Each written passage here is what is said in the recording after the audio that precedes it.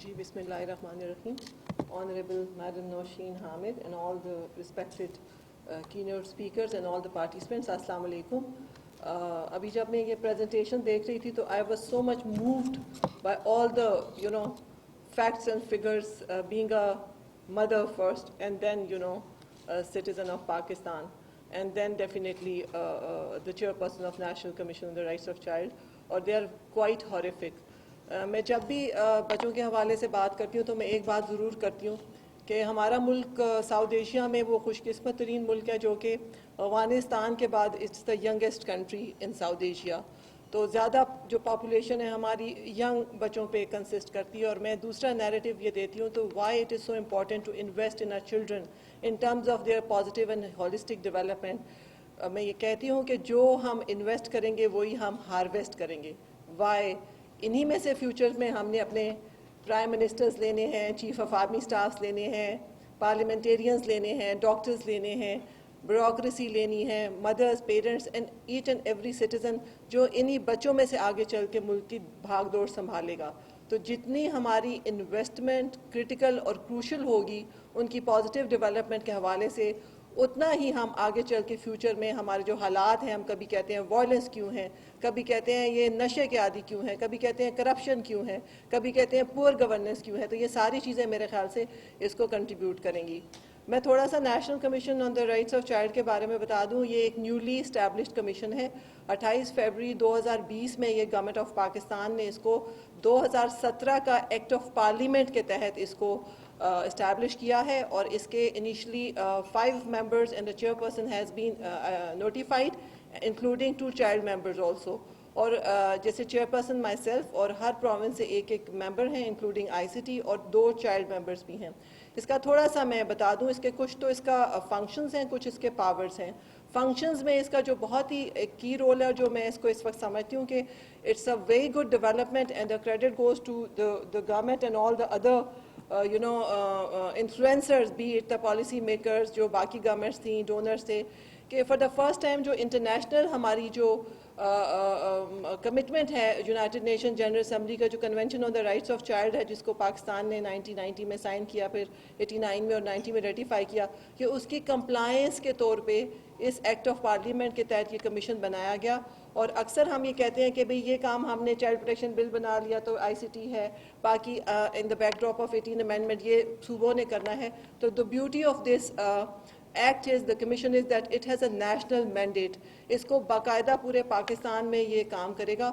اور اس کے جو فنکشنز ہیں اس میں ایک پالیسی ریکمینڈیٹری اس کا رول ہے, جو لیجسلیشن کے حوالے سے اور ایڈمنسٹریٹو انسٹرومنٹس جو پاکستان میں کام کر رہے ہیں اس کے حوالے سے یہ ریکمینڈیشنز دے سکتا ہے ٹو دا فیڈرل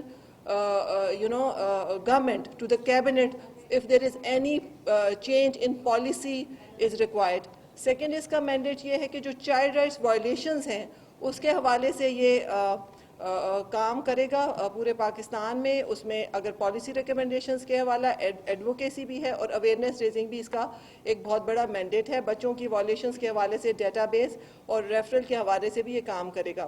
ایک اس کا کی جو فنکشن ہے وہ یہ ہے کہ کمپلائنس, جو ہمارے یہاں لیجسلیٹو فریم ورکس ہیں اور انسٹیٹیوشنل فریم ورکس ہیں, اس میں جو ہمارے نیشنلی اس کو کمپلائنس کرنی ہے, اور پھر جو جیسے کہ ابھی بات کی کہ انٹرنیشنلی جو ہمارا کمٹمنٹس ہیں اس کے حوالے سے انٹرنیشنل کمٹمنٹس کو اس کمیشن نے انشور کرانا ہے, انفورس کروانا ہے by all the relevant institutions, be it government, be it autonomous bodies or NGOs, private sector or any other organizations.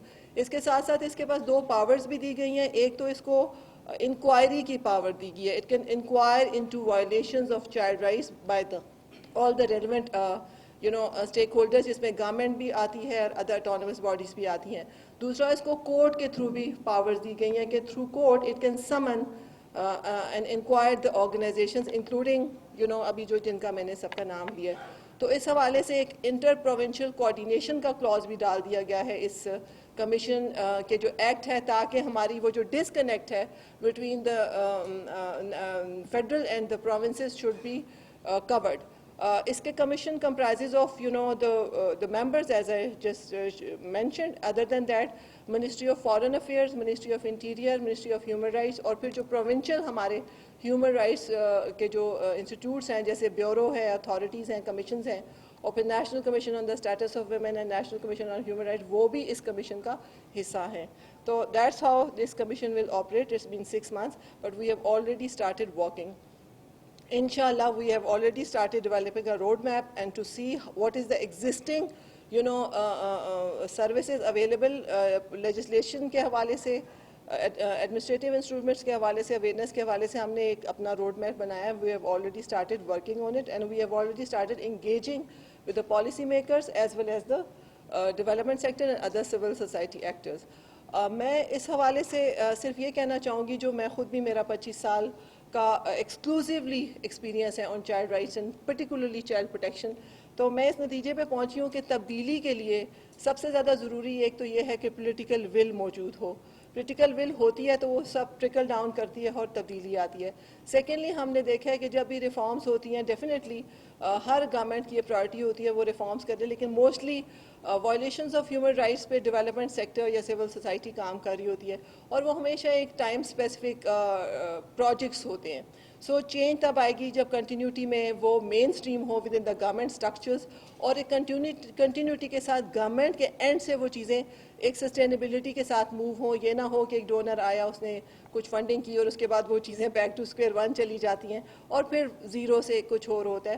So there has to be continuity instead of this fragmented approach which we as Pakistan and Pakistanis and the stakeholders have to think کہ how to overcome this. Second میرا جو argument وہ یہ ہے کہ, بلکہ اس سے پہلے میں تھوڑی سی بات کرنا چاہوں گی, میرے لیے یہ ہاریفک فیکٹرز اس لیے بھی ہیں کہ میں نے پچھلے 2017-18 میں خاص طور پہ بچوں کے سوشل ایشوز پہ کام کیا تھا, اور مجھے پتہ چلا کہ ایون اسلام آباد میں 8 سال کے بچے کی بھی ڈیتھ ہوئی ہے اسموکنگ اینڈ نشے کی وجہ سے, 10 سال کے اکلوتے بچوں کی. اور اس کو یہ it is a lifestyle, it has been created, this thing has been mainstreamed into society as a lifestyle. تو جب کارپوریٹ سیکٹر جب بھی کام کرتا ہے اور اپنی پروڈکٹس کی مارکیٹنگ کرتا ہے, تو the best tool is to create it as a lifestyle. تو وہ ایک بہت ہاریفک ہے. اور پیرنٹس, جو آپ کو یہ لگتا ہوگا کہ نظر پھر کیوں نہیں آتا, since it's a social stigma.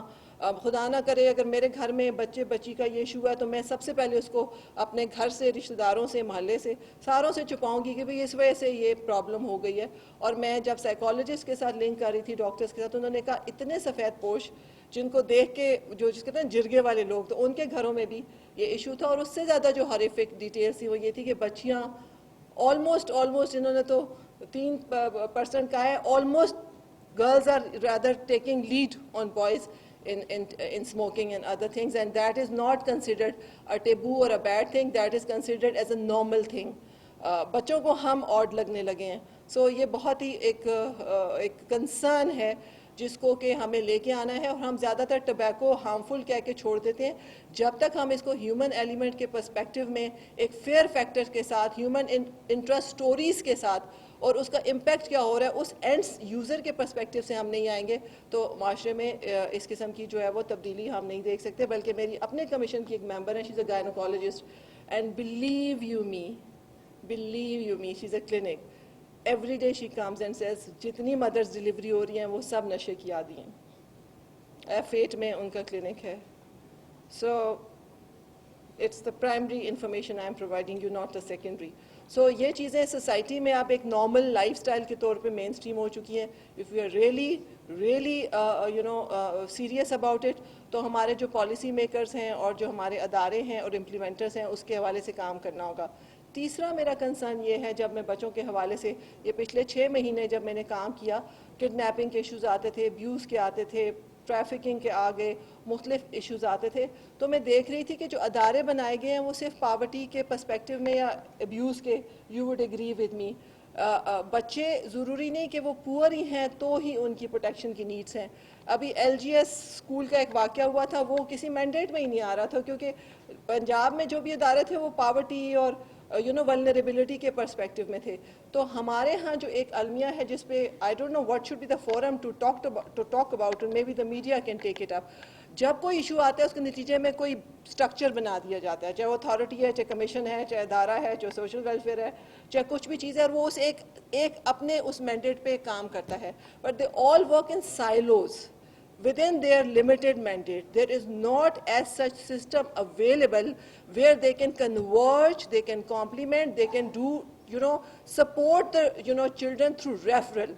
تو جب میں اس پہ کام کر رہی تھی تو میں نے کہا اچھا یہ نگلیکٹڈ کا 2014 ڈیسٹیٹیوٹ نگلیکٹڈ چلڈرن ایکٹ یہ رن اوے پہ کام کرتے ہیں، یہ کیئر پہ کام کرتے ہیں جو بچے یتیم ہیں، اچھا یہ اس پہ کام کرتے ہیں. یہ بتاؤ کہ بچوں کی ہولسٹک ڈیولپمنٹ میں بھی کیا کوئی ادارہ ہے؟ This should be the end result. کیونکہ کچھ ادارے جیلز پہ کام کر رہے ہیں تو there should be some institution in Pakistan which instead of having stand alone اکیلا ایشو کی بجائے there should be a child in our mind and اس کی holistic کے لیے پھر کہاں جائیں گے؟ صرف پور تو ایک انڈیکیٹر نہیں ہونا چاہیے for child development. اب تو پور سے زیادہ نان پور کے ایشوز آ رہے ہیں، وہ زیادہ چیلنجنگ ہے because children have resources. They have more power to use those resources and to exercise their will in all respects. So they ایک بہت ہی گھمبیر قسم کا ایشو ہے جس کو کہ ہم نے ٹیکل کرنا ہے. سیکنڈلی جو انڈیکیٹر ہمیں رکھنے چاہیے پروگرس کے وہ ہوتا ہے چائلڈ رائٹس کے حوالے سے child sensitive budgeting. Child sensitive budgeting کیوں امپورٹنٹ ہے؟ بیکاز اسی سے ہم اس کو بائیفکیٹ کر سکتے ہیں. بلکہ میں تو اس سے بھی آگے جاؤں گی، میں یہ بات کروں گی کہ آج تک جو لاسٹ ٹائم سروے ہوا تھا بچوں کے حوالے سے 1996 میں ہوا تھا، اور اس کے بعد ہمارے پاس کمپلیٹ ڈیٹا نہیں ہے کہ پاکستان میں 1996 کے بعد آپ کے پاس فگر کتنی ہے بچوں کے حوالے سے. جب آپ کوئی پروگرامنگ کرتے ہیں، نیشنل پلان آف ایکشن بناتے ہیں، بجٹنگ کرتے ہیں، تو you base it on the available facts and figures and the تعداد آف دوز چلڈرن. جب تعداد ہوگی اس کے حوالے سے آپ ایلوکیشن کریں گے.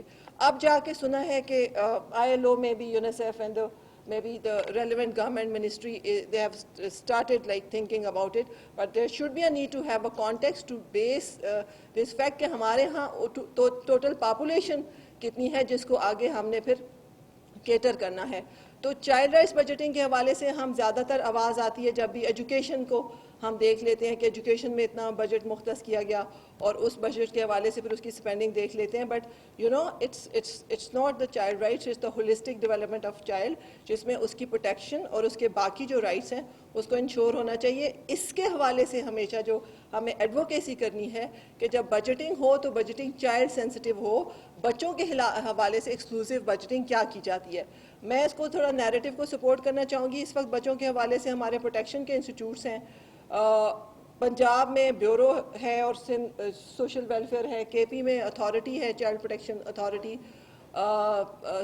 KP میں کمیشن ہے اور سندھ میں چائلڈ پروٹیکشن اتھارٹی ہے، بلوچستان میں بھی کمیشن ہے.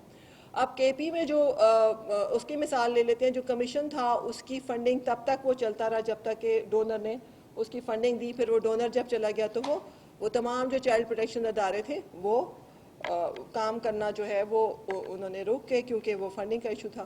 اسی حوالے سے باقی انسٹیٹیوٹس ہیں کہ ہی اس کے ایک الگ ایکسٹریم ہے. سندھ چائلڈ پروٹیکشن اتھارٹی اپنا بجٹ ضائع کر دیتی ہے ہر سال جو اس کو کروڑوں روپے ملتے ہیں، تو اس کی یوٹیلائزیشن کیوں نہیں ہوتی؟ اس پہ بھی ایک کوشچن مارک ہے اور ہمیں ڈسکس کرنا چاہیے کہ کیا کوئی ہنڈرنسز ہیں، کوئی فیکٹرز ہیں کیا ہیں تاکہ وہ ریموو کیے جائیں تاکہ ان کو اپنے پریزنس ہو. سیکنڈلی میرا ایک کنسرن ہے کہ جو ادارے نیشنل اور پروونشل ہوتے ہیں، their presence should be there at the district level